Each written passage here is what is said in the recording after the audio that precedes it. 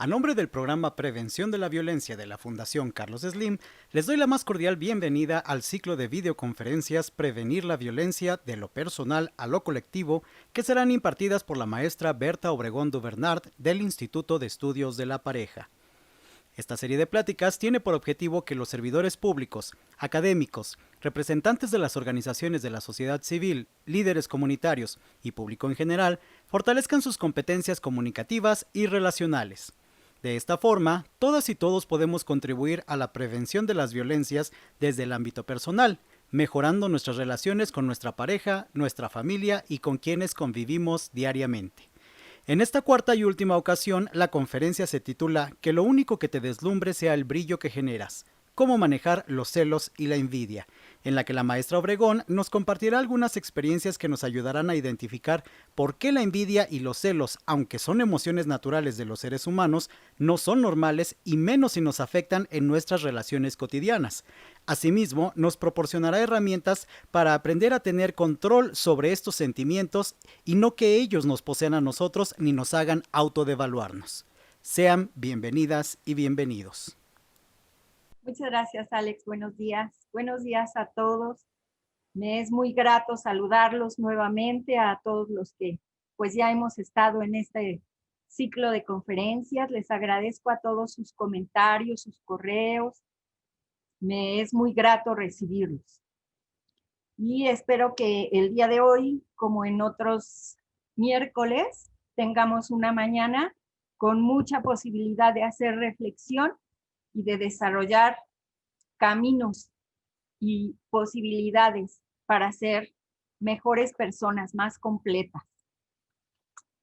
Permítanme iniciar esta sesión recordando la última frase con la que nos quedamos en la conferencia pasada, la última frase que nos dejó Jung y que dice así: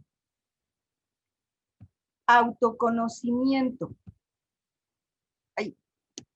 Autoconocimiento es el estudio crítico de nuestras acciones, a veces mediante el enjuiciamiento de nuestras acciones por otros. Es decir, el proceso de desarrollo es un proceso de autoconocimiento y este estudio tiene que llevar cierta sistematización y tenemos que incluir toda esta parte de retroalimentación que recibimos de los demás. Para hablar del tema que vamos a hablar hoy, es importante no perder de vista esto. El autoconocimiento es una herramienta invaluable para poder enfrentar estos sentimientos de celos y envidia de los que vamos a hablar. Déjenme contarles un poco una historia, seguramente muchos de ustedes la conocen. Es una historia del Génesis, en donde aparecen Abel y Caín. Abel y Caín eran hermanos y llega el día en que los dos le llevan a presentar a Dios los mejores frutos de su trabajo, es decir, lo más adecuado, lo más bonito, lo más grande, lo que ellos consideran aquello que ha sido benéfico del trabajo que han realizado durante largo tiempo. Cuando le presentan estos beneficios o estos servicios a Dios, Dios le dice a Abel: qué bonito lo que tú me trajiste, me encanta lo que me trajiste.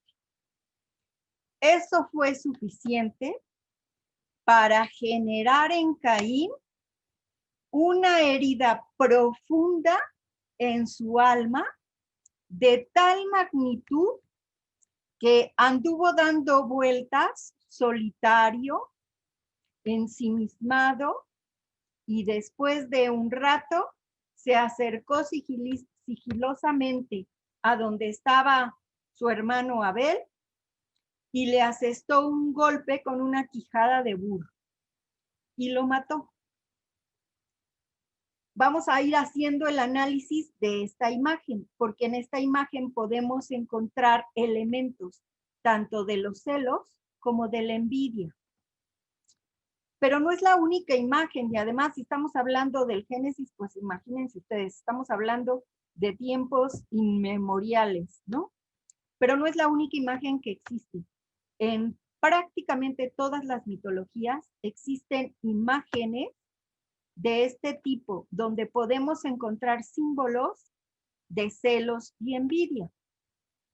Y entonces, Alex, vamos a poner la primera pregunta.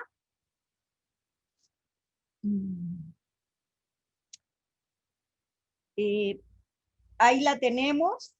¿Reconoces la situación o situaciones que activan tus celos?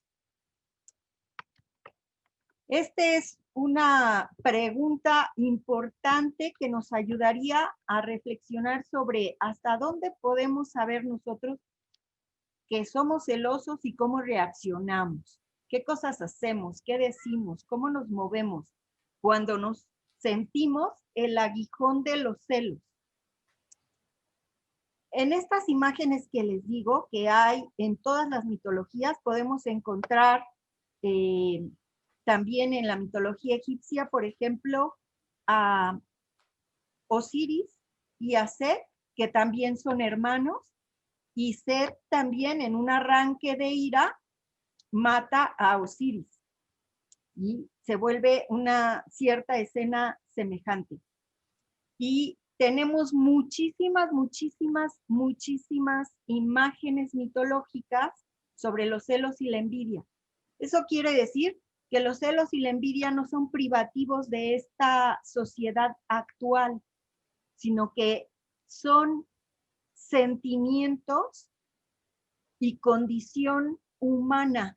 Todos los seres humanos sentimos celos y envidia. Y aquí tenemos nuestra respuesta. Vean ustedes, un contundente 91% que dice que sí reconoce situaciones que activan sus celos. Es decir, la mayor parte de los que estamos aquí hemos sentido celos y podemos reconocer qué actitudes o qué acciones, qué circunstancias se vuelven ese aguijón que activa esa reacción inmediata en nosotros. Vamos a empezar por definir qué son los celos.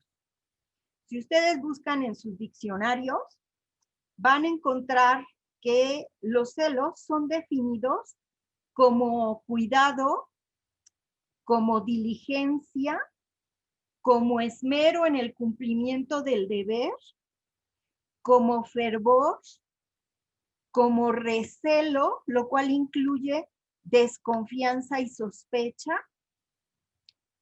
También son una sospecha o una inquietud de que la persona amada pueda poner su atención o su cariño en otra persona o en otra figura. Pero en muchos diccionarios van a encontrar también que en la definición de celos está incluida la envidia. Así es de que son elementos que vienen muy semejantes, muy parecidos. Pero vamos a hablar de algunas diferencias, porque sí hay diferencias entre los celos y la envidia. Y hablando de este cuadro que ya construimos de Caín y Abel, vamos a hacer las diferencias entre los celos y la envidia. Pero entonces los celos, muchos autores los definen como una reacción protectora que surge cuando hay una amenaza. ¿Cuál es la amenaza? La amenaza puede ser real o imaginaria, pero lo que sentimos es que hay alguien que está tratando de arrebatarnos algo que nos pertenece, una relación, una persona, un lugar, un reconocimiento que nos pertenece a nosotros o que pensamos que nos pertenece a nosotros y nos da miedo perder el bien poseído. Y estamos dispuestos a conservarlo haciendo lo que tenemos que hacer. Cuando sentimos estas inquietudes y tenemos esta sospecha, entonces nos volvemos tensos y ponemos nuestra atención en la persona que representa nuestro bien mayor. Y en este estado emocional experimentamos muchísimas otras emociones que acompañan a los celos. Por ejemplo, podemos sentir enojo o ira, podemos sentir tristeza o depresión y podemos sentir miedo o angustia. Según el grado, el miedo y la angustia son el mismo sentimiento en diferente nivel o en diferente grado. Y por supuesto, algo que habitualmente hacemos con los celos es culpar al otro de esa circunstancia. Ponemos la responsabilidad en el celado y en quien representa la amenaza. Difícilmente las personas reconocemos y decimos cosas como, sentí celos y eso quiere decir que a mí me está ocurriendo algo en mi interior y entonces necesito trabajar conmigo. Yo no sé ustedes, pero yo a pocas personas he escuchado vivir el aguijón de los celos y hacer un comentario de esta naturaleza. Muy contaditas con los dedos de mi mano y me sobran. Eso quiere decir que casi siempre estamos buscando hacer un cambio para que yo me sienta más tranquilo, pero quien tiene que cambiar es el celado, es decir, aquel que yo pienso que está haciendo algo para que lo que me pertenece se vea amenazado de alguna manera. Los celos son de todas las emociones del espíritu, aquella a la cual más cosas sirven de alimento y ninguna de remedio. Esa es parte de la gran dificultad que generan los celos. Casi cualquier cosa que hacemos para resolverlo, lo único que hace es alimentar los celos. Y entonces el problema crece y se amplifica. La inquietud, la incertidumbre, el enojo, la tristeza, todo se amplifica. Y no importa todo lo que pueda hacer el otro para calmar nuestros celos. En alguna ocasión trabajé con una pareja en la que él estaba muy celoso de ella. Y ella casi no salía, prácticamente todas sus salidas las hacía con él, pero mientras iban en el auto, entonces ella pensó que la solución era llevarse un libro. Y ella se llevaba su libro y mientras iban en el camino, en el coche, ella iba leyendo, aunque se mareara. Porque si ella volteaba a ver la calle, el paisaje o lo que hubiera, él empezaba a encontrar figuras que podían activar los celos. Claro que una solución así, pues no dura mucho tiempo. En algún momento, ella levanta los ojos del libro y voltea hacia la calle. Y eso es más que suficiente para alimentar los celos de él. Porque entonces él piensa que ya se encontró con alguien, que está mirando a alguien, que alguno de los que está parado ahí en la esquina le está haciendo ojitos y que a ella ya le gustó alguno de estos hombres que están esperando el camión. Por irreal que suene, vamos creando y construyendo una serie de imágenes que cuando lo oímos, sin la carga emocional, de veras nos parece un exceso, ¿no? Pero cuando estamos metidos en los celos, nos parece que lo que estamos diciendo tiene toda la lógica del planeta, ¿no? Ya que nos calmamos, entonces nos preguntamos cómo pude decir tal cosa, pero bueno, ya lo dijimos. Y además lo aseguramos, ¿no? Entonces, vean, en los celos lo que se construye es un triángulo. En el ejemplo de Caín y Abel tenemos a Dios, a Caín y a Abel. Allí tenemos un triángulo. Y el bien más apreciado es recibir el reconocimiento de Dios. Y este reconocimiento lo recibió Abel, y entonces es como si Caín sintiera que Abel le arrebató y le robó lo que le pertenecía a él, el afecto, el reconocimiento o el amor de Dios. Y entonces dirige todo su enojo y toda su furia sobre Caín. Evidentemente sobre Caín, porque pues, ¿qué podría haberle hecho Abel a Dios? Pues está como difícil que hubiera podido meterse con él. Pero es la misma circunstancia que tenemos con los niños. Cuando un niñito pequeño recibe un hermanito, pues hay una parte del niño en que ya le platicaron sus papás que viene su hermanito y que va a jugar con él y el niño está feliz y contento. Pero no va a pasar mucho tiempo para que el bebé esté llorando en algún momento y el niño se acerque y le pellizque para que ya se calle o le quite su juguete, ¿no? Claro, en cuanto la mamá se da cuenta, pues entonces la mamá va y le dice, mijito, ¿qué estás haciendo? A ver, aléjate, dale su juguete a tu hermanito. Y a ver, a tu hermanito no se le pega, ni lo pellizcas ni nada. Hágase para allá, váyase para su cuarto. Y entonces el niño siente que su hermanito le está quitando y arrebatando el amor y el favor de su madre, porque ahora su mamá está enojada con él porque le pellizcó al hermanito, ¿no? Y entonces eso genera un estado de dolor y de enojo en el niño. Y claro, se enoja con los dos, se enoja con el hermano y se enoja con la mamá, pero el niño no tiene la posibilidad de ir y regañar a la mamá, ¿no? Entonces, lo más que hace el niño es, pues, quedarse enojado con el hermanito y tratar de descargar el enojo sobre el hermanito. Claro que va a tener buen cuidado de que la mamá no lo vea, ¿verdad? De que los adultos estén ahí medio despistados y no se enteren.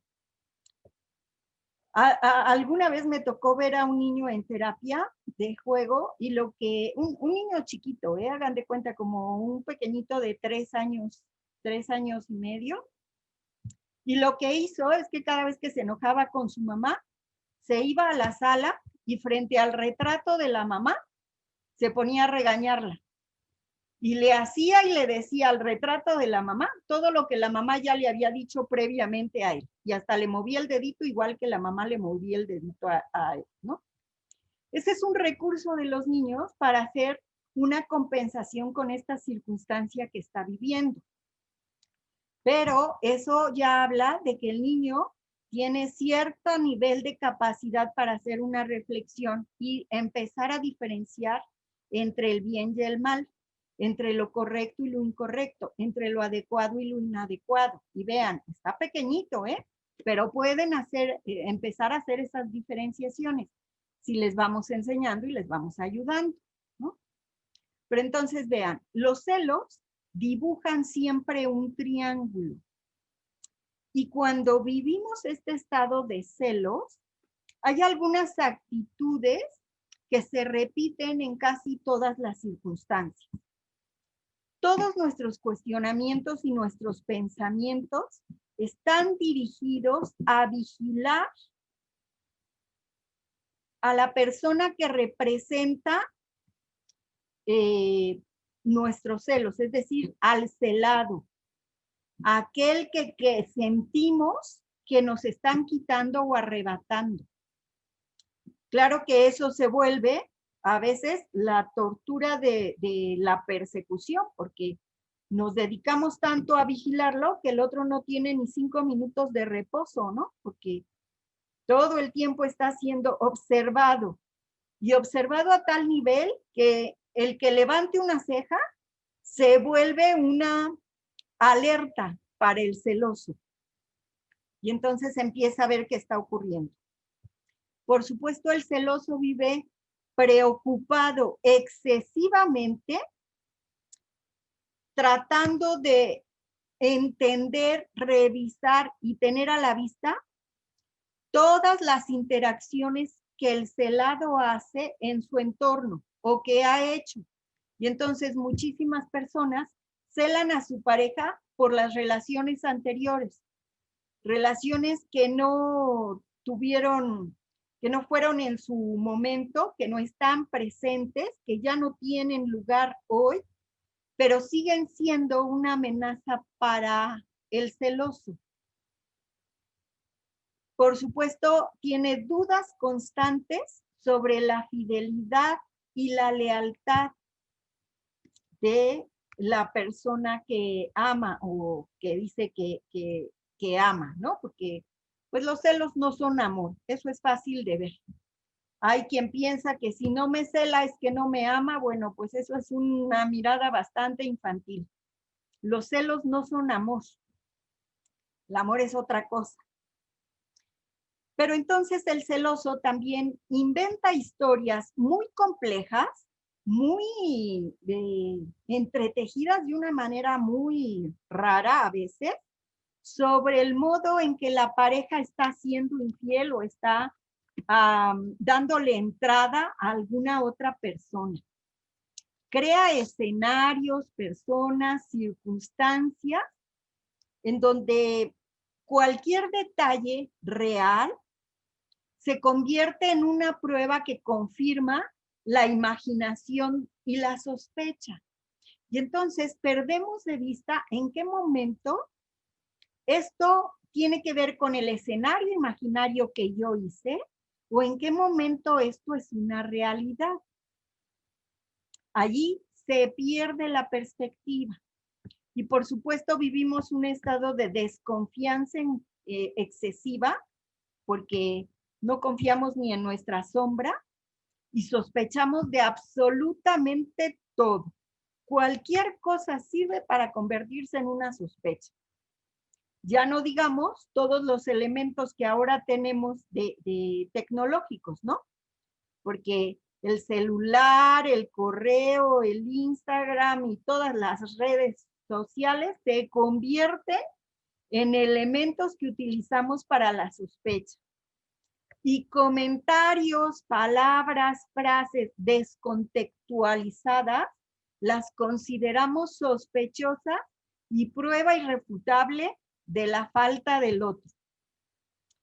Eso verdaderamente se convierte en una tortura. Por supuesto que la atmósfera emocional que construimos allí se vuelve irrespirable, se vuelve tensa, densa, pesada, ennegrece el panorama, ¿no? Y nos vamos volviendo cada vez más alejados emocionalmente de la persona que amamos. Es decir, tratando de evitar estar lejos, vamos construyendo todo el escenario para ir generando una distancia emocional. ¿Por qué? Porque a nadie le gusta vivir así de vigilado, ¿no? Imagínense cómo se sentía esta mujer que les digo que nada más se subía al coche y se ponía a leer, porque no podía ni siquiera voltear a mirar por la ventanilla. Claro que ella pensaba que esa era la manera de evitar que su marido la celara, pero esa era la mejor manera de alimentar los celos en su marido. Quiere decir que muchas veces en la relación de pareja, todos los intentos de solución que le damos a los celos se convierten en parte de lo que los retroalimenta y los hace crecer. Y entonces, hagan de cuenta, los dos nos hacemos cómplices de esa circunstancia. Eso, por un lado, es una buena noticia porque significa que los dos podemos aprender y los dos podemos hacer algo para resolver esa situación. Pero lo primero que tenemos que decir para empezar a resolver o aprender sobre los celos es que el único que puede hacer algo con sus celos es quien siente los celos. Es decir, el único que podía resolver sus celos era Caín. Ni Abel ni Dios podían resolver sus celos. Era una tarea y un trabajo de Caín. pero lo más habitual y lo que encontramos más comúnmente es que Caín quiere que los que cambien sean Abel y Dios, porque él está en lo correcto, ¿no es cierto? Y bueno, después decimos cualquier cantidad de cosas que si nos grabaran y nos lo pusieran después, diríamos, santo cielo, ¿cómo me atreví? Nos da hasta vergüenza escucharnos decir ciertas cosas. Pero bueno, esto sería como una primera definición de los celos y de cómo se van constituyendo y cómo se van construyendo en el interior con estas características, ¿no? Luego podemos poner ahorita nuestra pregunta número 2, Alex. Muchas gracias, ahí la tenemos. ¿Crees que todos somos envidiosos? La envidia, y ahorita la vamos a definir con toda claridad, la envidia es un sentimiento tan vergonzoso, tan bochornoso, tan difícil de poner en palabras, que es para el único sentimiento o circunstancia humana para el que tenemos justificaciones. Y justificaciones bastante infantiles. Vean, la envidia, si ustedes la buscan en el diccionario, van a encontrar que está definida o que deriva de una palabra invidere, que significa mirar dentro con desagrado. Vean, pues tenemos un 72% de personas que piensan que sí, que todos somos envidiosos. Bueno, al 28% restante que piensa que no, le tenemos malas noticias. En realidad sí, todos somos envidiosos, de la misma manera que todos somos celosos. Depende de que llegue la situación o la circunstancia. Miren, si la envidia se define como mirar adentro con desagrado, significa que cuando veo en mi interior, veo algo que no me gusta. Y ese es el inicio de la envidia. De allí se proyecta hacia afuera y entonces me genera una tristeza o un pesar por el bien ajeno. ¿Por qué? Porque mirar que al otro le va mejor que a mí significa tener que volver a ver en mi interior algo reductivo de mi propio valor. Y entonces eso se vuelve una tortura para nosotros. Cuando una persona siente envidia, todo lo bien que le pueda ir a las personas que le rodean, sea que las quiera o no las quiera, le entristece. Hasta personas que no conoce, porque puede salir una noticia y eso crea una tristeza interna y crea la sensación de cómo que le fue bien a ese y a mí no me va bien. Cuando es alguien que conozco y que está en nuestro entorno, entonces tratamos de disimular esa circunstancia y decimos o hacemos frases que compensen el bien que tuvo el otro. Y entonces, ya saben, en algunas reuniones, en alguna fiesta, alguien hace un comentario, oye, mira qué bonita muchacha. Y no falta quien diga, no, bueno, pero se ve así porque está operada. No, pues lo que pasa es que ya le dieron su ayudadita. No, pero mira, si platicas 10 minutos con ella, no se puede sostener una conversación. Es más tonta que nada, ¿no? No hay manera. Y entonces eso indudablemente es envidia, ¿eh? La quieran poner como la quieran poner. Esos comentarios son envidiosos. Si sí está operada o no está operada, no viene al caso, no importa, es independiente. La envidia no tiene que ver con que la hayan operado o no. La envidia está en sentirme triste por ver que esa mujer, que además tiene 20 años menos que yo, se ve guapísima. Y yo, pues ya no me veo como cuando tenía yo su edad, ¿verdad? Porque pues el pasar del tiempo se nota. Y entonces eso me entristece y me genera dolor. La envidia, les decía yo que es algo tan vergonzoso que cuando hablamos de nuestra envidia le decimos a alguien, oye, sí me da envidia que te sacaras el coche, pero es envidia de la buena, ¿no? Y entonces así escuchamos a las personas hablar de la envidia. Yo nunca he escuchado a alguien que me diga, oye, estoy enojada contigo, pero es enojo del bueno, ¿eh? No te vayas a asustar, ¿no? O el día de hoy amanecí triste, pero esta tristeza que tengo, pues sí es de la mala, porque ayer estaba yo triste, pero era de la buena. No hacemos eso. Con el único sentimiento que hacemos esta diferencia es con la envidia. Y la hacemos porque nos parece terriblemente vergonzoso sentir envidia. Nos parece mezquino que yo me sienta triste porque al de junto le va bien. Y el de junto puede ser mi hermana, mi pareja, mi papá o mi amiga, ¿no? Y yo me siento triste porque ellos tienen un logro.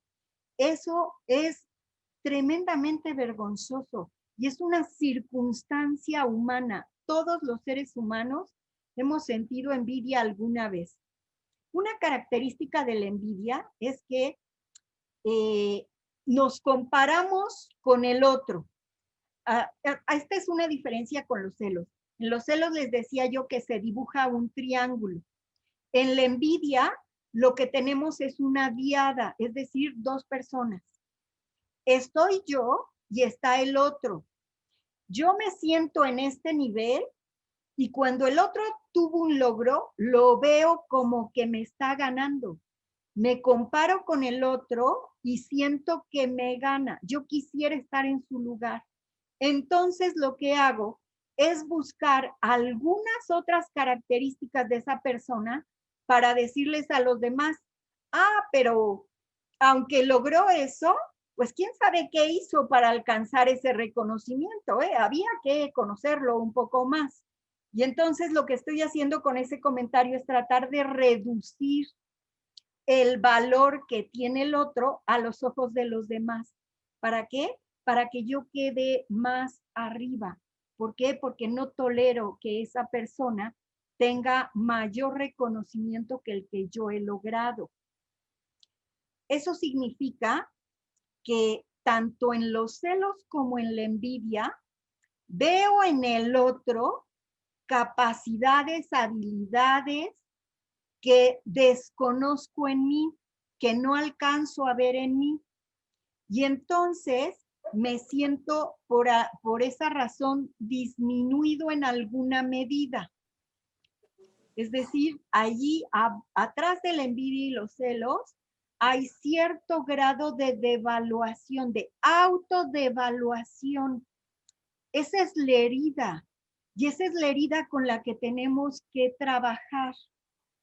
No con lo que hace aquel a quien siento celos, ni con lo que hace aquel con el que siento envidia. Con lo que tengo que trabajar es con esta herida que yo vivo y que tiene en el fondo un tono de autodevaluación. Vean, ¿qué pensamientos, qué actitudes rodean la envidia? Todos mis pensamientos están dirigidos a criticar y a devaluar al otro. A veces inventando cosas, porque pues a eso llegamos los seres humanos, esa es nuestra realidad. Somos capaces de inventarle cosas al otro, es decir, hacemos comentarios maledicentes para devaluar al otro y compensar la devaluación que yo tengo en mi interior. Claro que esto en una familia o en un espacio de amigos o en una oficina de trabajo genera un enrarecimiento en la atmósfera alrededor del envidiado, porque además, si al envidiado lo envidiamos varios, pues entonces ya se va volviendo mucho más densa esa atmósfera y los comentarios maledicentes aumentan. Una pregunta que nos podemos hacer es, ¿qué hace el envidiado para ser envidiado? Bueno, lo único que hace es existir, porque él está haciendo su vida y algo de lo que hace en su vida es lo que se vuelve foco de la envidia de 1, 2, 10, 20 o 100 personas, ¿no? No importa el número. Pero entonces el envidiado lo único que tiene que hacer es estar allí. Sin embargo, aún así hay cosas que puede aprender el envidiado de estas circunstancias. Claro que sentir envidia me va empobreciendo, porque si no soy capaz de mirar y de trabajar con ese estado de autodevaluación que cargo y mi energía se coloca afuera en tratar de desprestigiar a aquella persona por la que siento envidia, me voy empobreciendo internamente porque no estoy trabajando conmigo. Y por supuesto que se mantiene ese estado de inquietud y desasosiego que me atormenta y me tortura. Y por supuesto, igual que el celoso, el envidiado empieza a inventar historias complejas sobre el envidiado con la finalidad de desprestigiarlo a los ojos de los demás. Estas son las dos circunstancias humanas, tanto los celos como la envidia. Ahora, ¿en qué momento los celos y la envidia aparecen en nuestra vida? Bueno, ya les decía yo que desde chiquitos, pues sí, desde chiquitos, muy pequeñitos, empiezan a despertarse estos sentimientos. ¿Qué es lo que ocurre cuando somos pequeños en nuestra familia, con nuestros padres, que puede alimentar esto? Vamos a ver este dibujo que les presenté la conferencia anterior y que nos ayuda a comprender un poco más. ¿Se acuerdan de este dibujo? Bueno, para quienes no estuvieron, se los describo un poco. Aquí tenemos un círculo grande que representa a la madre. El círculo pequeño representa al hijo. Y decíamos, el hijo nace de la madre de la misma manera que la conciencia o el yo nacen de lo inconsciente o del self. Self es un término junguiano que utilizaba Jung para referirse a la totalidad de la psique, de la cual nace el yo.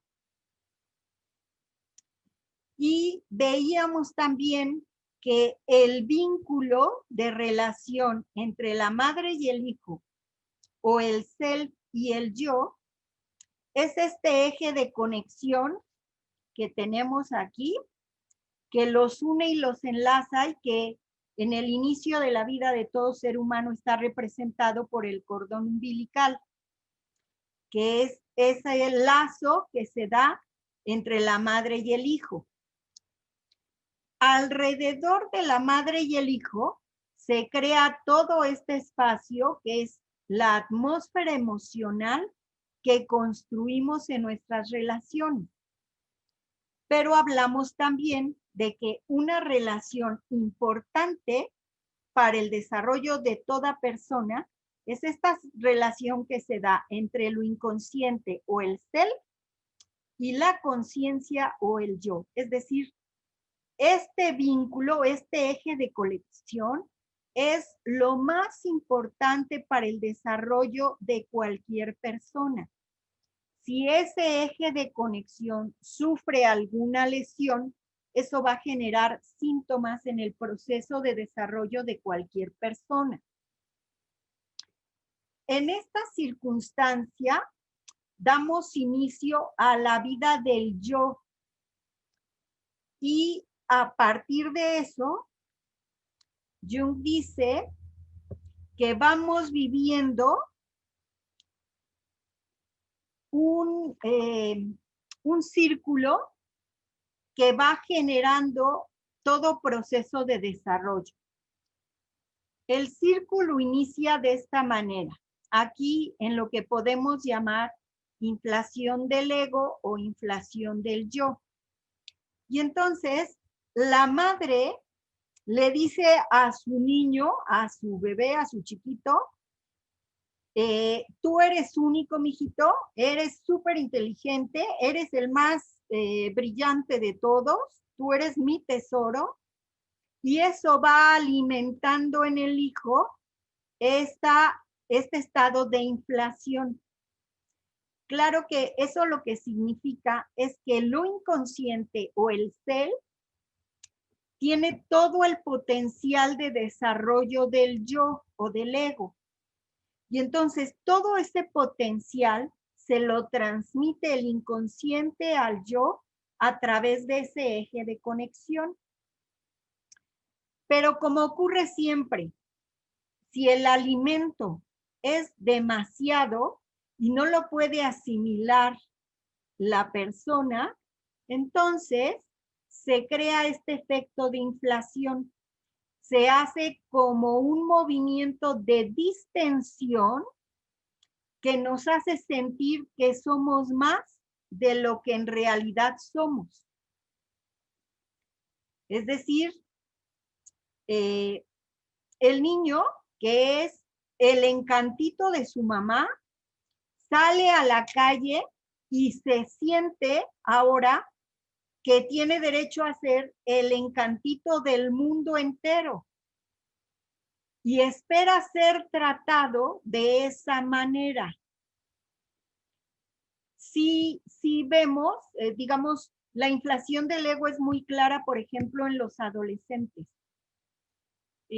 Jóvenes que utilizan, por ejemplo, el coche de su papá y que van por las calles de nuestra ciudad como si eso les diera derecho de paso y tuvieran cierta prioridad y tuvieran que dejarlo pasar absolutamente todo y que todo el mundo tuviera que hacerse a un lado porque ellos son el centro de la ciudad de la misma manera que antes eran el centro de su mamá. Claro que eso evidentemente es un acto inflado. ¿Por qué? Porque para empezar, el coche no se lo ha ganado él, no lo compró él y entonces no lo ha adquirido por mérito propio. Porque cuando nos ha costado a nosotros el coche, pues tenemos buen cuidado de cuidar el coche, ¿no? De que no vaya a salirnos más caro, ¿no? Pero entonces, como este muchacho no se lo ha ganado a carta cabal, comete estos actos inflados y se pasa el alto, o pasa por encima de alguna persona, o va peleando con otro vehículo para tener el paso. Esos actos inflados, por supuesto que tienen un efecto en el entorno y entonces casi siempre lo que viene es un estado de rechazo.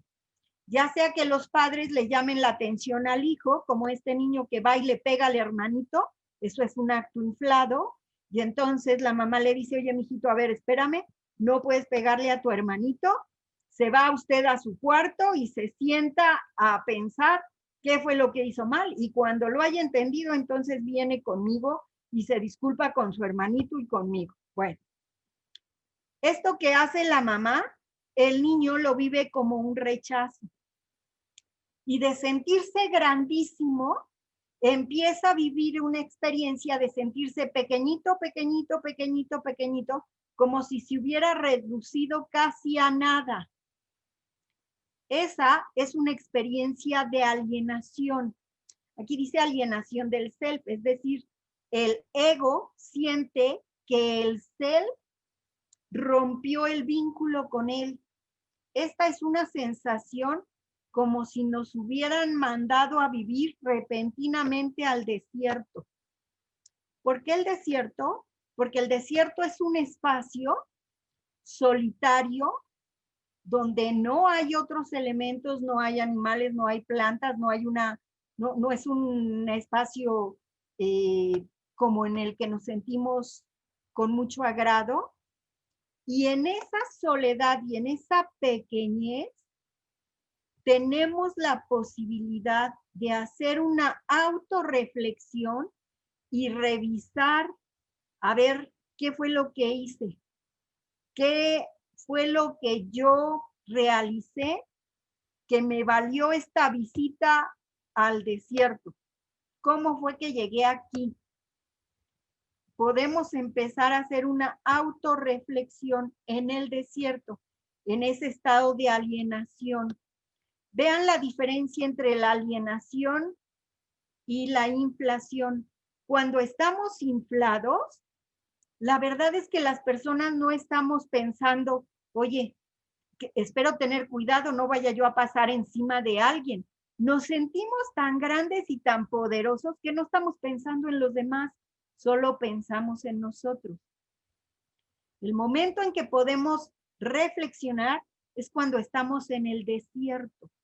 Es cuando vivimos este estado de alienación. ¿Por qué? Porque lo hemos perdido todo y entonces estamos en posibilidad de hacer una revisión y ver qué fue lo que ocurrió y qué fue lo que hice. El niño hace lo mismo en su habitación y dice, ah, caray, pues lo que hice fue pegarle a mi hermanito. Entonces, bueno, ya me arrepentí de haberle pegado porque entonces como le pegué, pues perdí la relación con mi mamá y con mi hermanito. Entonces, en este estado de arrepentimiento, voy, pido una disculpa, me disculpo con mi hermanito y con mi mamá y ojalá que las mamás y los papás brinden aceptación a los niños cuando ya se disculparon y que no se dediquen a 4 semanas después volverle a repetir lo mismo que hizo mal el niño. Eso ya fue, ya pasó, ya está atrás. Necesita aceptación para volver a vivir esta reconexión con el self, es decir, volver a sentir ese eje de conexión firme, sólido. Y de esa reconexión vamos a regresar a este estado de inflación del ego. Este círculo es lo que hace que nosotros vayamos avanzando en el proceso de desarrollo. Todos vivimos inflación y alienación todo el tiempo, todos los días. Estamos viviendo estos estados. Claro, ¿qué es importante decir de estos estados? El grado de inflación y el grado de alienación sí importa, porque si el grado de inflación me lleva al cielo y el grado de alienación me lleva al fondo del infierno, entonces está demasiado pronunciado el movimiento y ese estar tan alejado uno de otro genera o puede generar ciertos síntomas.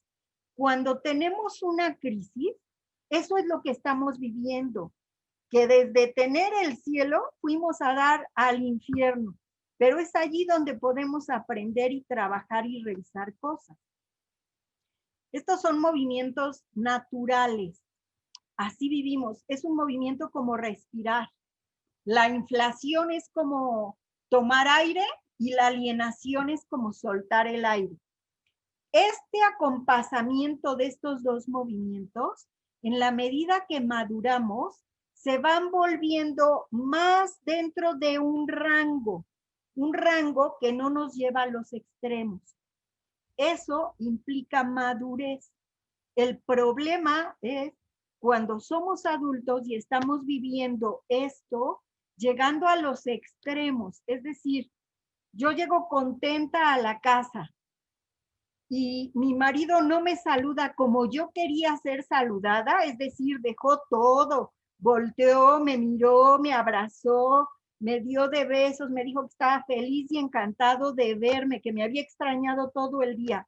Eso no ocurre, sino simplemente me dice, hola, qué bueno que ya llegaste. Al ratito te veo, estoy haciendo unas llamadas. Y con eso es suficiente para que yo vaya a dar al desierto. ¿Por qué? Porque no deja de hacer lo que está haciendo para ponerme atención a mí. Si ven la inflación, mi mamá dejaba todo para ponerme atención a mí, sobre todo cuando era yo chiquita. Así tratamos a los bebés, hay que dejar todo para atender al bebé. Pero eso se queda en mí y entonces espero este trato desde esta parte infantil de mí que sigue viva. Eso es lo que facilita que los movimientos entre la inflación y la alienación sean tengan un rango muy extremo. Quiere decir que en la medida que trabajo y maduro, estos dos niveles se reducen. Y eso me va a ayudar a ir trabajando con este proceso de autoconocimiento. Ahora, ¿qué genera estados neuróticos? Aquí ven una rayita roja que dice B y acá hay otra rayita roja que dice A. Vamos a hablar primero de la B. ¿Qué pasa? ¿Qué significa esta rayita? Significa que cuando los padres rompen el ciclo, los hijos hacen círculos incompletos. Por ejemplo, el niño tiene un acto inflado, estamos en un consultorio médico, hay otras personas sentadas en la sala de espera y el niño que siente que está en su casa, en su habitación y con sus juguetes, pues está aquí brincando hasta encima de los otros pacientes, pasando por encima de la mesa, jalando las revistas, rompiéndolas. ¿Y qué le dice la mamá? La mamá solo le dice, Juanito, por favor, siéntate aquí conmigo. Deja a la señora, ¿no? Y eso no es ni una orden, ni una indicación, ni tiene la firmeza de la autoridad, sino es una súplica. ¿Qué quiere decir? Que Juanito siente que tiene más poder que su mamá. Y entonces Juanito, ¿qué hace? Pues de esto que parece una llamada de atención o una reacción que podría generar el rechazo, en lugar de llevarlo al rechazo, lo regresa de aquí a la inflación de ego y vuelve a crecer el yo de Juanito. Y entonces ahora ya sabe que no solo es dueño de su casa y sus juguetes, también es dueño de todo lo que hay en el consultorio. Hasta que aparece el doctor y entonces el doctor le dije, a ver niño, ve y siéntate allá y no estés jalando las revistas aquí tú no las puedes tocar, deja eso y siéntate allá. Ese es el rechazo suficiente que requiere el niño para poder ir a la alienación y poder completar el círculo. Pero cuando tenemos niños consentidos que han recibido todo sin tener responsabilidades y sin hacerse cargo de sí mismos y de los demás, viven en un estado de inflación continuo y se sienten dueños del mundo. Eso genera reacciones de excesivo poder, ¿no? Son estos niños que piensan que nadie tiene derecho a decirles nada, ¿no? Y que se lo merecen todo por el simple hecho de existir. Eso se va a convertir en un problema para el niño cuando va creciendo, porque la realidad es que el mundo no es así, pero pues después tenemos muchas dificultades allí. En esta parte A, cuando rompemos el círculo en el lado A, lo que sucede es que el niño ha ido al desierto, ha hecho su reflexión, está arrepentido, se acerca a pedir perdón, pero no recibe la aceptación ni hay la reconexión con la madre o con el self. Y eso genera otra vez un círculo incompleto. Es decir, viene por aquí, viene desde la inflación, pasa por aquí, por el rechazo, llega a la alienación, vive el arrepentimiento, pero no alcanza la aceptación y regresa aquí. Pasa por la inflación, pero regresa al desierto demasiado rápido. Y entonces esto se convierte en un círculo incompleto. Eso va generando lo que en teoría junguiana se llama una neurosis de alienación. Y entonces son personas que viven o que se habitúan a vivir en este estado de autodevaluación. Es decir, yo no soy suficiente para que me quieran, no me miran como yo quiero que me miren, no me dan lo que yo quiero que me dan. Eso genera estados de enojo, de frustración, de ira y de depresión. El desierto es el espacio donde vivimos todo esto. Quiero decirles, un ataque de ira, una reacción descontrolada de enojo, es una reacción que proviene de este estado de neurosis de alienación. Es decir, la envidia y los celos se gestan también en la alienación. ¿Por qué? Porque sentimos que hemos sido tratados injustamente y que no nos dan lo que esperábamos. Y entonces todas estas reacciones tienen que ver con el estado de alienación cuando no se alcanza a completar el círculo, cuando de estar en el desierto y de hacer nuestra reflexión, no logramos recuperar este nivel de aceptación. Por eso es importante que como padres les demos a los niños esta posibilidad de aceptación, de amor y de que puedan vivir la reconexión con nosotros y con el self para volver a hacer círculos completos. Desde luego, este estado va a generar muchísima desasosiego y estados emocionales fuertes e intensos. ¿Qué le pasó a Caín? A Caín lo que le ocurrió es que se fue derechito a la alienación, se sintió no visto, no querido y no valorado y no validado por Dios. Y entonces, como no hubo manera de alcanzar este nivel de aceptación, se queda en el desierto tanto tiempo que allí se gesta esta reacción de agresión hacia el hermano, que puede verse representada en una reacción de agresión hacia sí mismo o hacia los demás. Estas circunstancias son bastante complejas, ¿eh? Yo estoy tratando de simplificarles bastante estos conceptos. Son mucho más complejos y tardaríamos, pues a lo mejor hasta un semestre en poder comprender profundamente cada uno de estos elementos por los que pasamos todos. Este momento del desierto tiene además ciertas características. Muchas veces cuando estamos en el desierto, los primeros pensamientos que acuden a nuestra mente sobre nosotros son sentimientos de devaluación.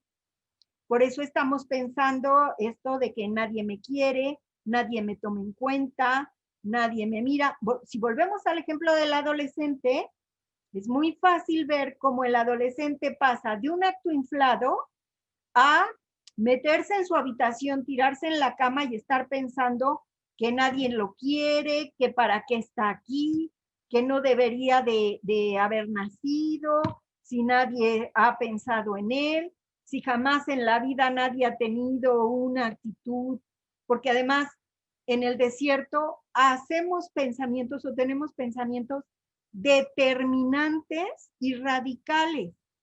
La verdad es que si ha vivido todos estos años y tiene a sus papás, por supuesto que lo quieren y por supuesto que le han dado cosas. Quizá no todo lo que ha querido, pero por supuesto que cuando menos le han mantenido la vida. Y entonces eso no lo alcanzamos a ver.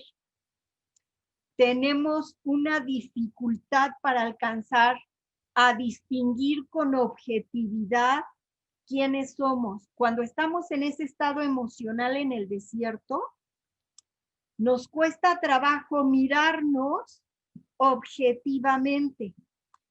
Cuando no logramos llegar a mirarnos objetivamente, entonces nos mantenemos en este estado de que ellos son los malos y no me quieren, me tratan injustamente, no me dan lo que me corresponde, y entonces somos incapaces de reconocer lo que hicimos y de vernos en la realidad que tenemos. Cuando estamos en el desierto quejándonos de los celos, en lugar de mirar lo que yo hice o lo que yo hago o lo que dicen de mí mis celos, me pongo a ver todo lo que hace el otro. Y entonces me voy al desierto, me siento pequeña, me siento sola y empiezo a pensar en lo que el otro me hizo a mí, en lo que todos los demás podrían estar haciendo para arrebatarme el amor de mi pareja. Y entonces no estoy poniéndole atención a mi interior ni a mi herida. Estoy poniéndole atención al exterior y a los demás. Y entonces aquí podríamos hacer una tercera pregunta, por favor, Alex, si nos ayudas con ella. ¿Crees que los celos y la envidia pueden llegar a provocar agresiones hacia los demás y o hacia uno mismo? ¿Ustedes qué piensan? ¿Los celos y la envidia nos llevan a esta experiencia? Bueno, mientras nos van respondiendo, vamos a salir de aquí de la diapositiva. Ok. Y vamos a empezar a hablar un poco más de qué podemos hacer en esta circunstancia de celos y envidia. Bueno, tenemos un contundente 100%. Efectivamente, hemos comprendido con toda claridad este estado de alienación. Cualquier persona que atenta contra su vida o la vida de alguien más o agrede a alguien, está viviendo en un estado de alienación.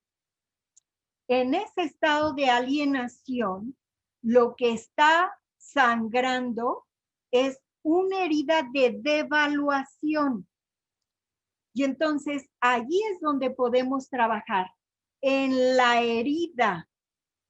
La herida es lo que podemos convertir en oro y de allí es de donde podemos partir para aprender. Por ejemplo, podemos hacernos preguntas de este tipo. ¿Cómo enfrento los celos? Yo puedo preguntarme, a ver, ¿los celos, yo tengo control sobre los celos o los celos me poseen? ¿Yo tengo control sobre la envidia o la envidia me posee? Eso hace una diferencia, ¿eh? Si yo estoy a cargo de mi vida, entonces yo puedo decidir qué grado de poder le doy a los celos y a la envidia. Si yo estoy a cargo de los celos y de la envidia, ya no me poseen y entonces eso va a disminuir en bastante medida la posibilidad de llegar a niveles de agresión. Porque entonces yo estoy a cargo de mi vida y de mis acciones. Otra pregunta o otra manera de verlo que podría ayudar a enfrentar los celos y la envidia. Vean, los celos y la envidia describen injusticias que pensamos que se han cometido hacia nosotros, y injusticias en el terreno del amor, injusticias en el terreno del reconocimiento. Y eso es lo que nos ha llevado a ese estado de alienación.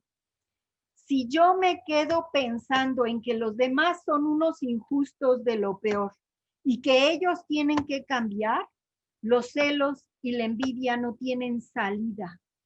Eso es un callejón sin salida.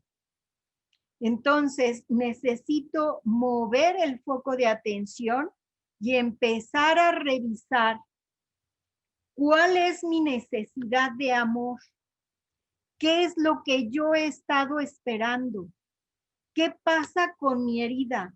¿Por qué a pesar de tener personas a mi alrededor que yo sé que me quieren, no logro sentirme amada? Cuando menos no lo suficiente. Pero entonces tengo que asomarme a mi herida. Y miren que digo asomarme.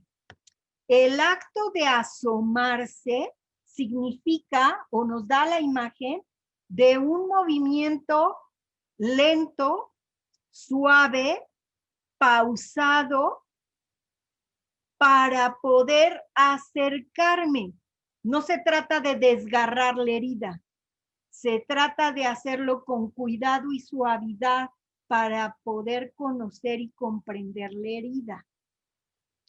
Pero si no tengo el valor de asomarme a la herida, difícilmente podré resolver los celos y la envidia. Y voy a vivir con el peso de sentirme injustamente tratada para el resto de la vida. ¿Qué otra cosa podemos hacer? Podemos tratar de descubrir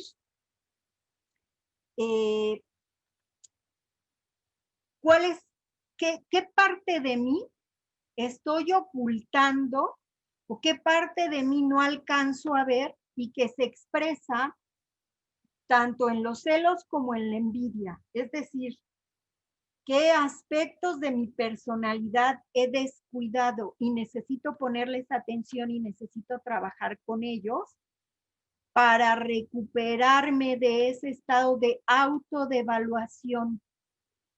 Claro que lo primero que tengo que reconocer es que estoy en un estado de autodevaluación. Quien me devalúa soy yo misma, no los demás.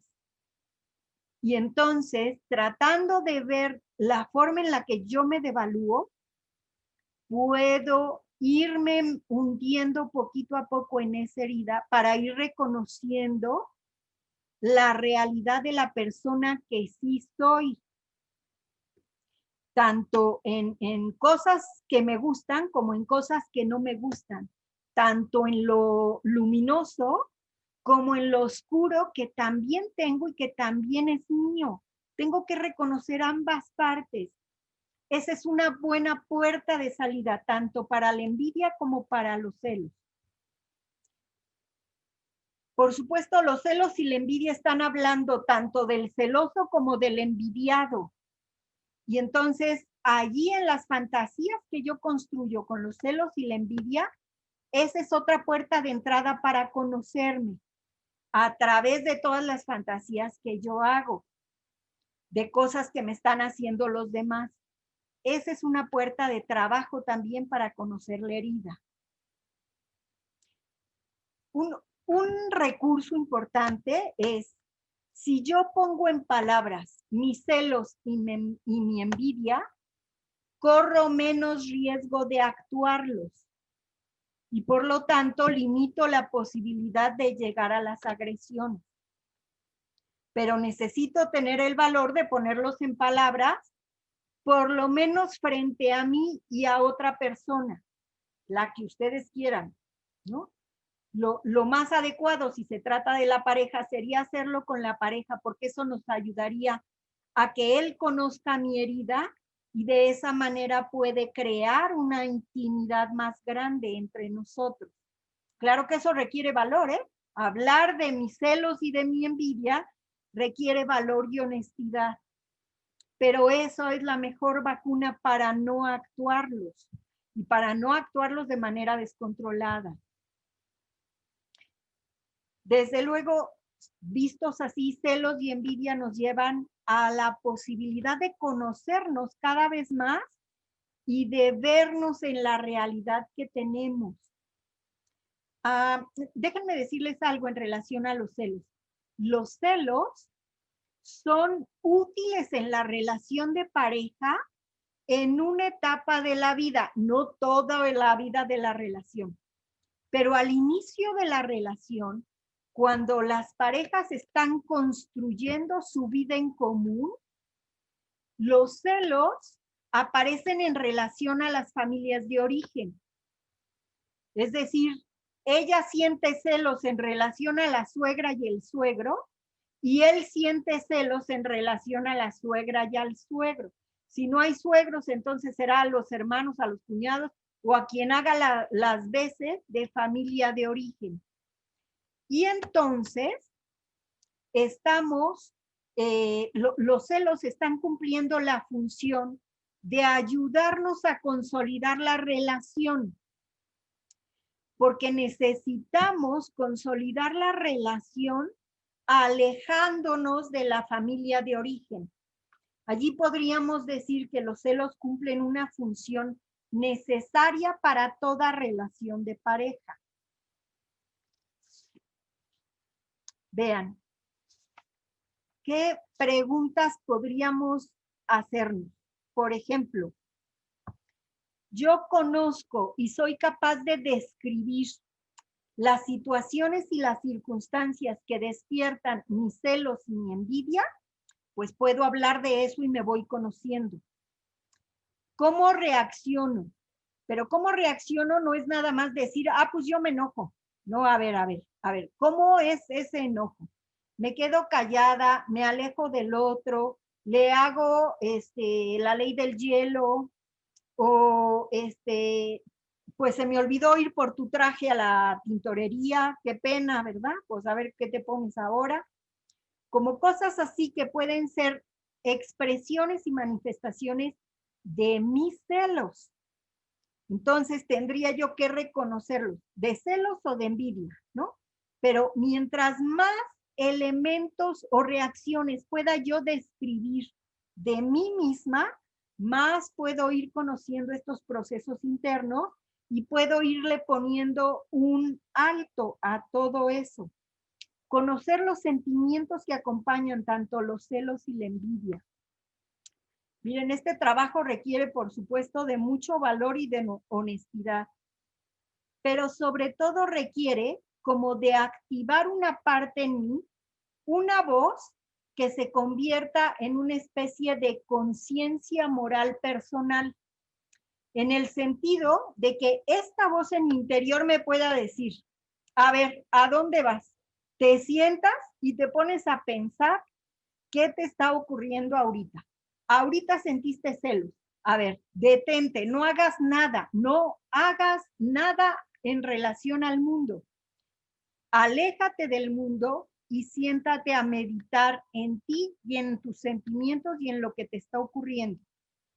Si yo puedo tener esta voz activada, entonces tengo un autocontrol, que es esta conciencia, que va a evitar que yo haga cosas de las que después me voy a arrepentir y me da una vergüenza horrible, porque hagan de cuenta que después de que hice mi escena, hice un tiradero allí en la mitad de la sala o en medio restaurante, y luego todavía tengo que ir a levantar las cosas, a recoger lo roto y lo tirado, a tratar de pegar los pedacitos y a pedir perdón. Si yo logro ir aprendiendo a detenerme antes de la escena, entonces puedo dedicar esa energía a trabajar con lo que me está ocurriendo, a conocerme, a aprender de mí y claro, estaré en posibilidad de herir menos a las personas que me rodean y a las que quiero. Eso nos va a ir llevando de la mano a desarrollar la capacidad de amar. Para valorar a las personas más allá de lo que son. La capacidad de amar implica otorgarle al otro un valor por encima del valor objetivo que tiene. Ya saben, muchas veces las personas decimos, cuando tú dejes de hacer cosas para provocar mi celo, entonces te voy a querer. Eso es una condición. La capacidad de amar madura no pone condiciones. Te quiero, aunque estas cosas que tú haces me caen mal, pero aún así te quiero por encima de eso. Eso es una capacidad de amor maduro. Es a lo que deberíamos aspirar en este proceso de desarrollo. Claro que aquí hace falta pues muchísimo trabajo personal, como ustedes comprenderán, y mucho de esto pues lo hemos ido viendo a lo largo de las conferencias. En estos últimos minutos, permítanme darles un ejemplo más de estos procesos. Miren, el cuento de Blancanieves y la relación que Blancanieves tiene con la madrastra habla de la envidia. La madrastra siente envidia hacia Blancanieves y lo que hace es quererla sacar de su entorno. Es decir, la madrastra le dice a su cazador, a ver, llévatela y mátala allá en el bosque. Eso puede verse como un símbolo de muerte civil o de muerte física, pero también puede verse como lo que a veces hacemos las personas, de estoy en una reunión y a ti que te tengo envidia y no te quiero ver, ni volteo a verte ni te hablo, como que te saco de mi campo visual. Esas cosas hacemos con la envidia. Vean, esta madrastra tenía su espejo mágico que le decía, al que le preguntaba y le reflejaba la realidad tal cual es. ¿Qué le hizo falta a esta madrastra para trabajar? Le hizo falta reconocer más sobre ella. Lo que la madrastra hacía era estar pendiente de Blancanieves, en lugar de estar trabajando con ella. El espejo era el recurso que le hubiera ayudado a profundizar en su autoconocimiento. Pero en lugar de utilizarlo de esa manera, utilizaba el espejo para fijarse en Blancanieves. Eso desvía nuestra atención. Y por supuesto, de ser la madrastra de Blancanieves, se va transformando en bruja. Esa transformación tiene que ver con la incapacidad de aprender de ella y de quedarse en el desierto, en ese estado de alienación, donde todo le va echando la culpa a Blancanieves. Si Blancanieves no existiera, ella no sentiría lo que siente de envidia y de desasosiego y de inquietud. Y entonces se convierte en esta bruja que la persigue. Ya sé que en el cuento de Disney, en las películas, lo que le ocurre a la madrastra de Blancanieves es que la despeñan ahí de una montaña, ¿no?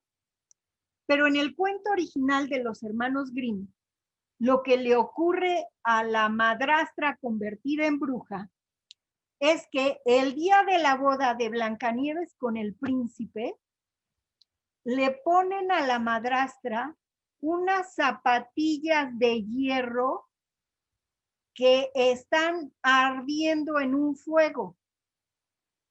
Y ella no puede dejar de moverse y de bailar con estas zapatillas ardientes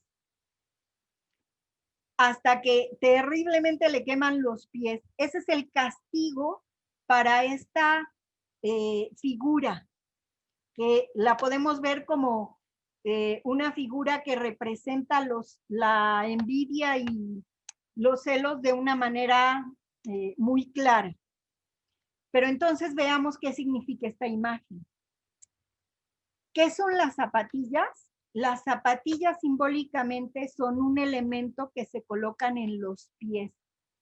Las zapatillas tienen la función de proteger nuestros pies de todo lo que puede lesionarlos al movernos en el mundo.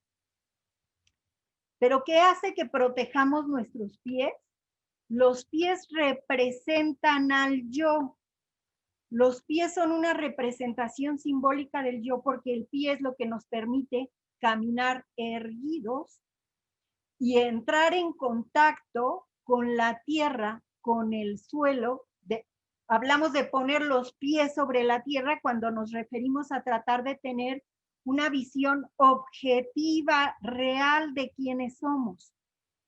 Y entonces, estas zapatillas colocadas en el yo de la bruja, ardientes, tienen el sentido de tratar de purificar la actitud del yo, de quitarle todas esas características que ella con los que se ha definido como ser tratada injustamente o como que no la quieren o como que la Blancanieves era más bella que ella y le estaba quitando su lugar de foco, le estaba quitando el reflector. Y entonces por eso Blancanieves se vuelve el foco de su agresión. Este proceso de purificación con las zapatillas ardientes son el intento de tratar que la madrastra pueda reducir esta mirada subjetiva que tiene de sí misma y que pueda trabajar para conocerse y que pueda reconocer su herida de autodevaluación para poder avanzar en su proceso de desarrollo. Ese trabajo o esa imagen podría ser algo que nos llevemos para tratar de mantenerla presente en nuestra vida y tratar de utilizar como recurso el espejo, tratar de mirarme quién soy y sí reconocer mis lados luminosos, pero también reconocer que tengo limitaciones, que tengo debilidades y que a veces sin la intención de lesionar a alguien, lo lesiono. Y que si lesioné a alguien, no me hace menos pedir una disculpa y tratar de resarcir la herida que generé, aunque no haya tenido la intención de lesionar a nadie. Bueno, pues con esto termino. Yo espero que todo este material sea de utilidad y que nos permita pues reflexionar más y tratar de trabajar en este sentido de autoconocimiento. Solo permítanme presentarles esta última lámina con una reflexión importante. Bueno, aquí en la presentación les dejo esta lámina que contiene los puntos importantes de este trabajo. Allí ven ustedes en la imagen a este hombre que al que tiene el primer lugar le está agregando un 0, es decir, quiere que tenga el 10º porque él quedó en tercer lugar. Es una representación de envidia y de lo que hacemos con la envidia, ¿no? Pero déjenme terminar con esta imagen, con esta frase de Jung, porque además nos dedicamos un poco a esto. Ay, perdón. A ver, Jung dice, supongamos que alguien quisiese hacer el esfuerzo de realizar su aportación infinitesimal al anhelado ideal de mejorar a los demás. En ese caso, debe ser capaz de comprender verdaderamente a otra persona. Y la condición imprescindible para esto es que se comprenda a sí mismo. Es decir, en la medida que me conozco y me comprendo, que me he asomado a mis heridas, que las he visto, que he trabajado con ellas,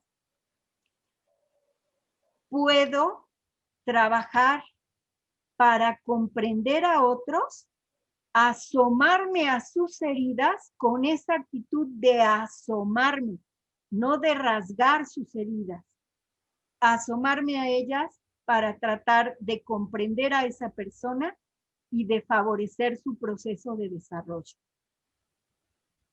Bien, pues con esto terminamos. Yo espero que haya sido de utilidad todo toda esta mañana. Y vamos a seguir entonces ahora con la parte de las preguntas. Así es, maestra. Muy buenos días a todas y a todos. Muchas gracias por sus preguntas. Tenemos divididas en diferentes bloques. Entonces vamos a empezar con la primera. Nos preguntan del sistema de prevención de San Miguel de Allende. ¿Qué preguntas debo hacerme para identificar cuál es la herida?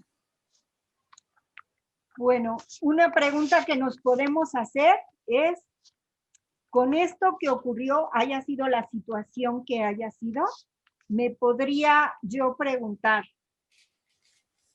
¿qué me dolió? ¿O qué parte de mí está herida? Casi siempre la parte herida es una parte infantil. Y en esa parte infantil, ¿qué necesita esa parte infantil o qué quiere esa parte infantil? Porque a veces lo que quiere la parte infantil no es lo que yo necesito como adulto, pero la parte infantil lo quiere desesperadamente. Y entonces, si yo logro darle una imagen a esa parte infantil y puedo hasta dibujarla o puedo hacer el ejercicio utilizando la imaginación de sentarla frente a mí y puedo hacer un diálogo con esa parte infantil mía y decirle, a ver, ¿qué te pasa? ¿Qué te duele? ¿Qué te incomoda? ¿Qué te hizo llorar? ¿Qué te hace sentir incomprendida? ¿Qué te hace sentir injustamente tratada? ¿Para qué hiciste ese berrinche? ¿Para qué tuviste ese desplante de ira? ¿Para qué le arrebataste su lugar al otro? Como cuando hablamos con un niño y podemos hacer este diálogo y después desde mi parte adulta puedo responder a algo de lo que esta parte está diciendo. Este ejercicio tendríamos que poder hacerlo sin juzgar a la parte infantil, ¿no? Sin tratar de decirle, ay, pues no deberías sentirte así. Ya saben, a veces eso hacemos con los niños. El niño dice, pues estoy triste porque no quieren jugar conmigo. Y entonces el adulto le dice, no, mijito, pero mira, tú puedes jugar solito, no pasa nada. Juega solito, no importa que tus compañeritos no estén contigo. Eso no es empático, desde luego, ¿no? Y el niño no lo vive con empatía ni con comprensión. Tendríamos que ser capaces de comprender esa parte infantil de nosotros y de ponerle atención. Y después, igual como los niños, uno podría estarse preguntando, a ver, ¿dónde anda mi parte envidiosa? ¿Qué está haciendo ahorita? ¿Sobre quién se está fijando? ¿O dónde anda mi parte infantil y celosa? ¿Qué está pensando?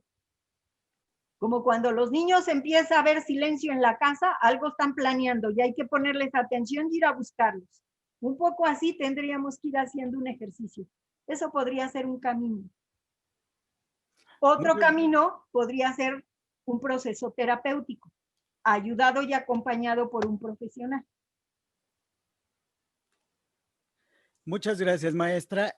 La siguiente pregunta de Luz María López García nos dice, ¿qué herramienta o ejercicio se utiliza para manejar la envidia? Bueno, la envidia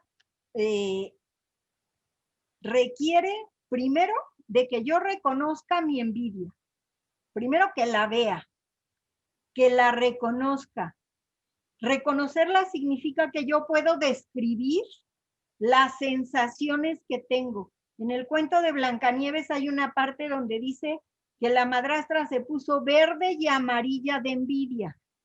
Entonces yo podría preguntarme, a ver, ¿cómo es que me pongo verde y amarilla? ¿Qué cosas estoy viviendo en mi interior que significan que estoy verde y amarilla? ¿Qué cosas hago con mi envidia o qué quiero hacer? ¿Qué fantasías me surgen alrededor de mi envidia? ¿No? ¿Qué quiero hacerle? Y después poner todo eso en palabras. Y lo mejor es ponerlo en palabras con alguien más, porque no es lo mismo pensar que poner en palabras. Cuando lo ponemos en palabras, la realidad cobra otro sentido y otra dirección. Es importante oírnos hablar de nuestra envidia. Eso ayuda a no actuarla, ¿no? Esa sería una herramienta.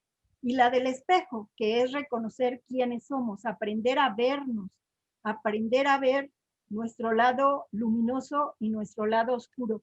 Esa es una tarea para toda la vida. No importa cuántos años tengamos, toda la vida tendríamos que cargar con nuestro espejo. Gracias, maestra.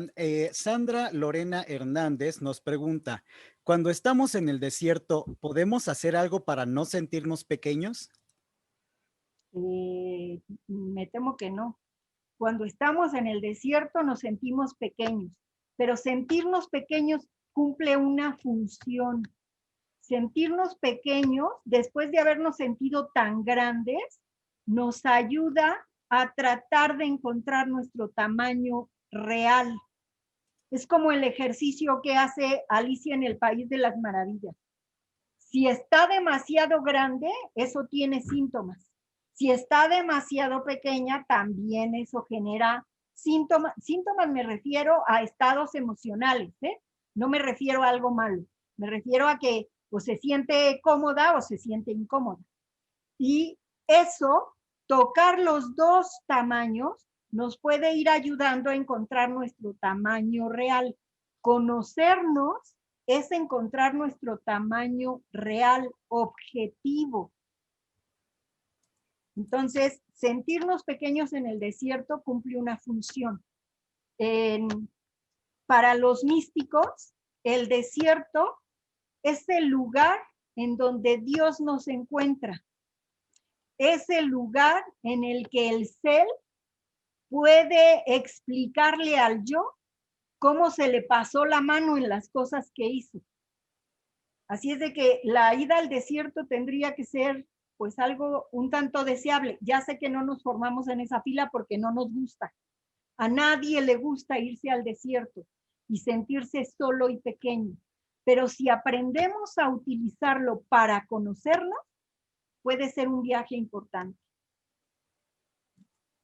Muchas gracias, maestra. La maestra Cristal Hanna pregunta, ¿se puede implementar técnicas para dejar de sentir celos, ya sea con la pareja, el trabajo o la familia? Mira, cuando uno siente celos, digamos, de manera simplista, porque es mucho más complejo, pero lo que está ocurriendo en mí es que una parte de mí me dice, ¿ya viste a aquella mujer? Esa mujer tiene más recursos que tú para ganar la atención de tu marido. Y entonces te lo quiere quitar. Y entonces necesitas no dejarte, ¿eh? Eso, digamos, como que esa es la voz de los celos.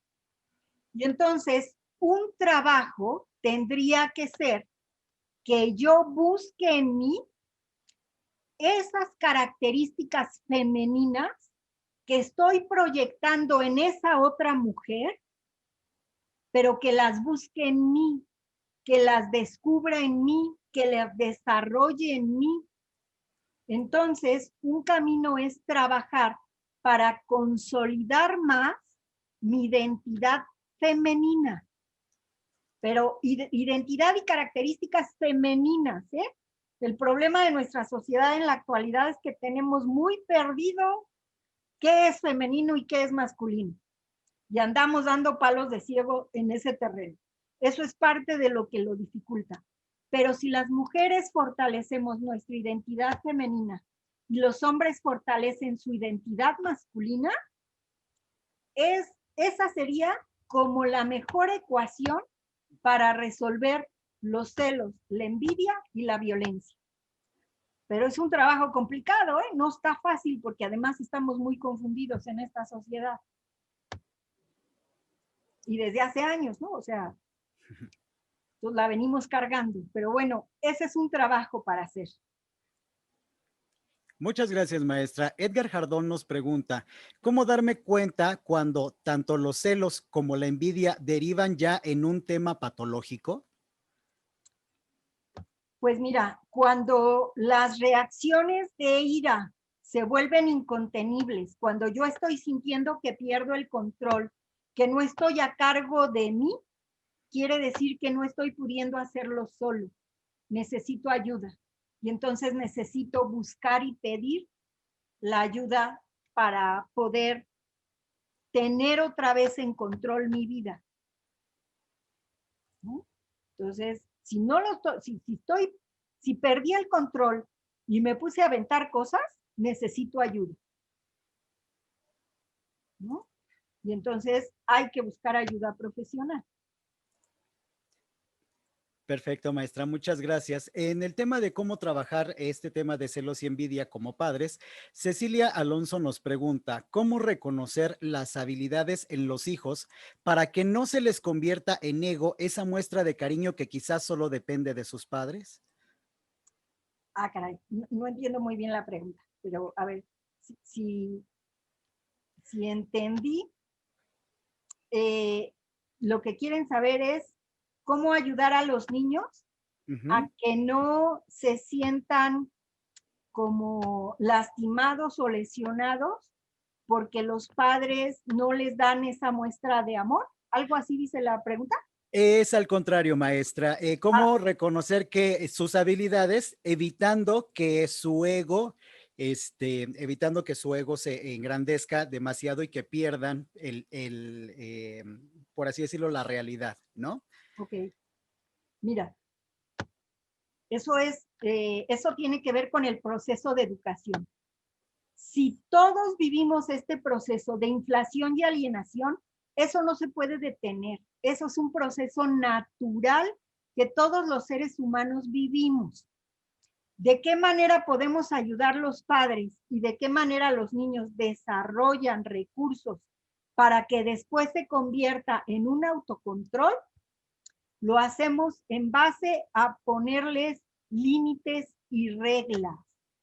Es decir, en lugar de decirle así como yo les decía, ay, Juanito, por favor, te suplico que te bajes de ahí, de donde está subido en la señora. Lo que hacemos es ir por Juanito, tomarlo de la mano, sentarlo junto a mí y decirle, a ver, mientras estamos aquí, no te puedes subir a nada y a nadie, te quedas aquí conmigo, ¿no? De manera clara, directa y firme, con amor pero con firmeza. Eso requiere de los niños, de eso requieren los niños. ¿Por qué? Porque esa voz de la mamá que le dice, o esa voz del papá que le dice, no, mijito, no puedes hacer eso, esa es la que se va a convertir en una voz que me autocontrole cuando sea yo adulto y me diga, a ver, no, no puedes hacer eso. Miren, hay niños que traen esta voz un poco más despierta y ese es un recurso de cada niño. Hay que conocer la personalidad de nuestros hijos. Hay chiquitos a los que les ofreces dulces en un bol y hay niños que toman un dulce y hay niños que meten las dos manos y se llevan todos, ¿no es cierto? Bueno, ¿qué quiere decir? El niño que toma un dulce, a lo mejor ni siquiera sus papás le han enseñado o le han dicho, eso viene de él. Hay niños así, traen su propio autocontrol. Él toma de uno en uno. Así hay que dejarlo, no le den el bonche. Él necesita tomar de uno en uno. El niño que toma de a puños necesita llevarse todo, nada más que cuando se lleva todo, deja a otro sin dulce. Entonces allí los papás pueden decirle, a ver, mijito, los dulces son para todos. Y el niño puede decir, oye mamá, pero aquí no estamos más que tú y yo, no hay más niños. Ah, bueno, pero a lo mejor al rato va a haber más niños. Entonces, tú tomas uno o dos, tres máximo, y dejas los demás. Cuando esos se terminen, entonces ya vemos. Pero además ahorita no te puedes comer más que uno. Y entonces les vamos enseñando a ir poniendo ciertas reglas y ciertos límites. Quien mejor puede hacer ese trabajo es el padre, porque el padre es quien mejor puede ayudar a los hijos a recuperar el tamaño real que tienen. Esa es una tarea específica que hace el padre.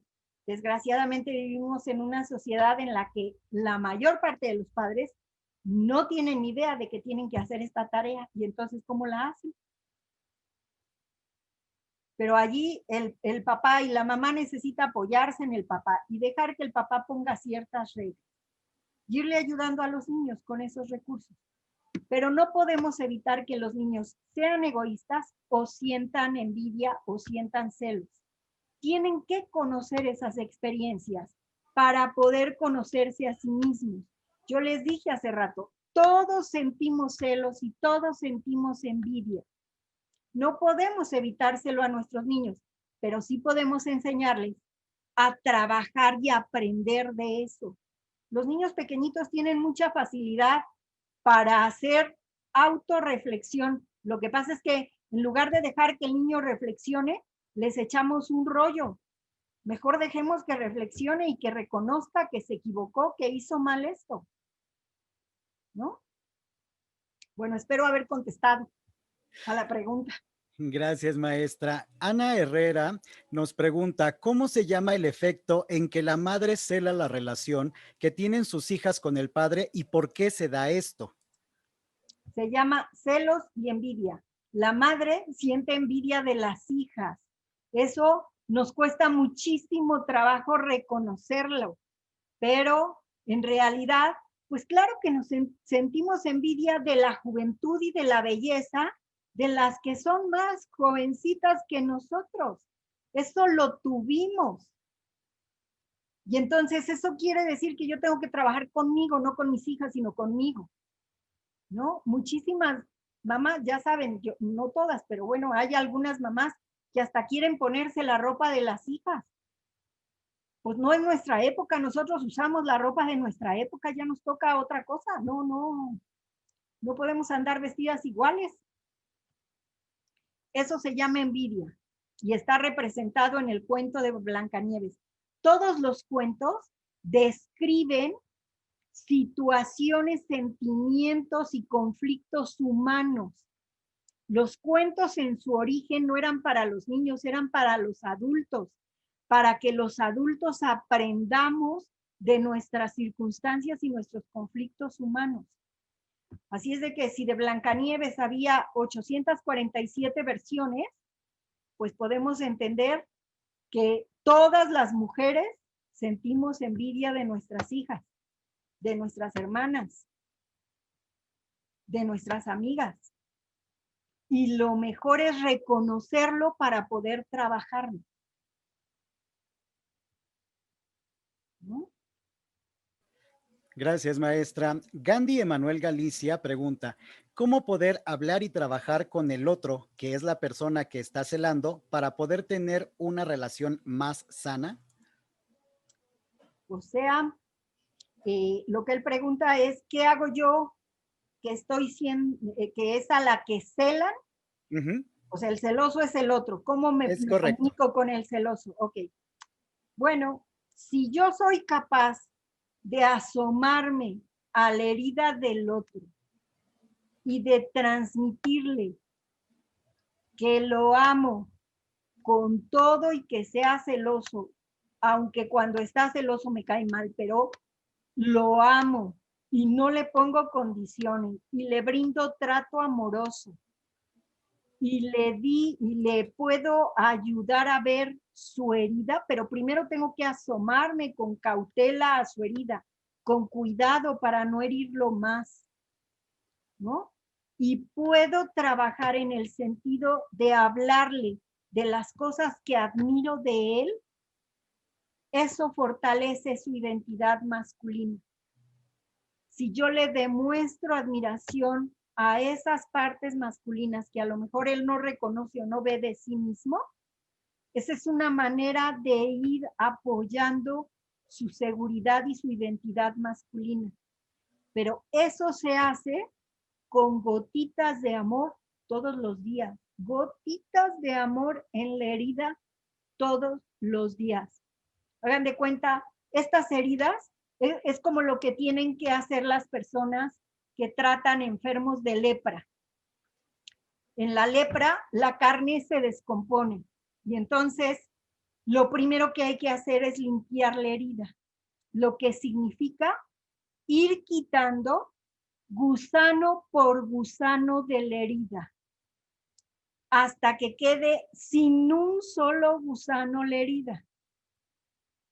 Pero sabemos que al día siguiente la herida va a estar otra vez llena de gusanos y hay que volverlo a hacer con amor, con cuidado, con delicadeza. El amor, el trato amoroso es la mejor salida para los celos y la envidia. Si yo trato de decirle y de explicarle, mira, lo que pasa es que estás celoso porque tú tienes una inseguridad y entonces tú necesitas ponerte a trabajar, es como si le rasgara yo en pedacitos la herida y le hubiera vaciado 2 botes de gusano. Eso no ayuda. Vamos a hacerlo con gotitas de amor todos los días, tratando de limpiar esa herida y de demostrarle que lo amo y que lo admiro. Un hombre necesita sentirse admirado por su mujer, igual que una mujer necesita sentirse amada y deseada por el hombre, no admirada. Nosotros no necesitamos ser admiradas, necesitamos sentir que nos quieren. Gracias, maestra. Baloy Sánchez pregunta, ¿es posible estar enamorada sin sentir celos? Bueno, el enamoramiento tiene ciertas características, ¿eh?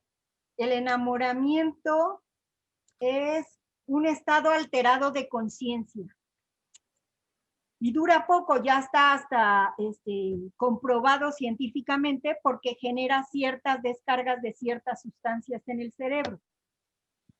Entonces, el espacio de enamoramiento genera un estado de totalidad.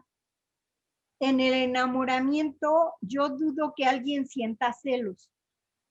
Cuando pasa el enamoramiento y ponemos los pies sobre la tierra y salimos del estado alterado, entonces es cuando pueden empezar a aparecer los celos, ¿no? Pero ya no estamos en el periodo de enamoramiento, que puede durar muy poquito, ¿eh? Pero cuando estamos empezando a poner los pies sobre la tierra, entonces ya lo que había yo visto que me fascinaba ya me empieza a caer mal. Y entonces ya, pues antes era encantador el hombre y ahora se deja querer por todas. Eso no me gusta. Entonces ya aparecen los celos. Y allí es donde yo puedo empezar a trabajar, ¿no? Muchas gracias, maestra. Jaime Cabrera nos pregunta, ¿cómo enfrentar los celos cuando ya tuviste una situación en la que se rompió la confianza? Bueno, ¿cómo enfrentar los celos? Pues como dije, trabajando con uno. Igual que la confianza. ¿Se acuerdan que cuando hablamos de comunicación dijimos que la intimidad crea un espacio de confianza y de conocimiento para los dos? La confianza es algo tan frágil que tarda mucho tiempo en recuperarse y se pierde en unos segundos. Si yo amo a mi pareja, entonces podemos dedicarnos tiempo para trabajar sobre la relación y para reconstruir la confianza desde dentro de mí. Porque cuando ponemos condiciones y estoy vigilante de lo que hace el otro y estoy poniéndole pruebas para ver si se gana o no mi confianza, eso no va a generar confianza, eso sigue manteniendo y alimentando la desconfianza. Confiar es un proceso interior que se decide desde adentro de cada persona. Yo confío en ti, hagas lo que hagas, porque te reconozco un ser humano capaz de responsabilizarte de tus actos y tus acciones. Eso significa la confianza, ¿no? Si yo te tengo que estar vigilando, eso no es confianza. Si yo te tengo que estar poniendo pruebas, eso no es confianza. Y entonces allí nos enredamos y se vuelve una tortura para todos terrible. Allí probablemente necesitamos ayuda de alguien más para hacer un trabajo con la relación, ¿no? Muchísimas gracias, maestra. Aún tenemos una cantidad importante de preguntas en el tintero. Sabemos que el tiempo es nuestro peor enemigo.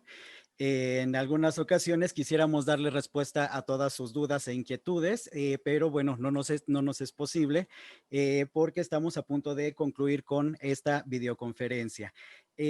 A nombre del programa Prevención de la Violencia de la Fundación Carlos Slim, nosotros queremos agradecerle, maestra Berta, por sus conocimientos, por su experiencia, por el tiempo para hacernos reflexionar sobre la importancia de generar y mantener relaciones positivas.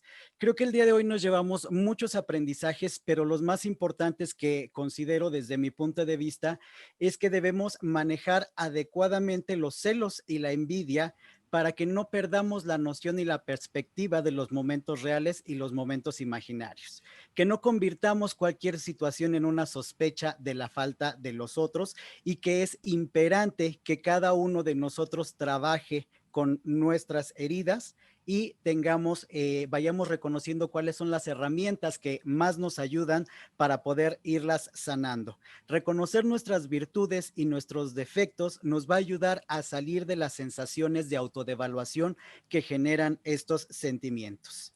Con esta videoconferencia, nosotros damos cierre al ciclo de este año de las videoconferencias de lo individual a lo colectivo, para lo cual me gustaría compartir con todos ustedes que casi siempre se habla de la prevención desde lo colectivo, desde la relación con los otros. Pero ¿qué sucede si no estamos nosotros como personas en las mejores condiciones para poder actuar? Contribuir a mejorar nuestros entornos es una tarea individual y colectiva, pero no podemos actuar si desde nosotros mismos no contamos con las actitudes y aptitudes para relacionarnos con las y con los demás. Si no hay solidez en nuestras relaciones más cercanas, no la habrá en la búsqueda de soluciones a los problemas que enfrentamos día con día. De esta manera, este ciclo de videoconferencias, Prevenir la violencia de lo personal a lo colectivo, contribuye de manera específica a que identifiquemos la importancia de tener relaciones sanas y positivas para lograr cambios profundos y duraderos que, si bien impactarán en la prevención de la violencia, también lo van a hacer en otras esferas de nuestra vida. Antes de cerrar la sesión, me gustaría retomar la pregunta que hizo mi compañera Edda al inicio de esta videoconferencia.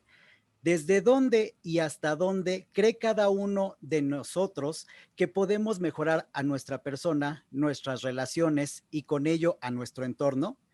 Y mientras reflexionan en esta pregunta, yo los invito a que revisen por favor nuestro sitio vivemaseguro.org, en donde encontrarán información valiosa y una oferta de formación que seguramente abonará a la prevención de las violencias y a la construcción de seguridad ciudadana.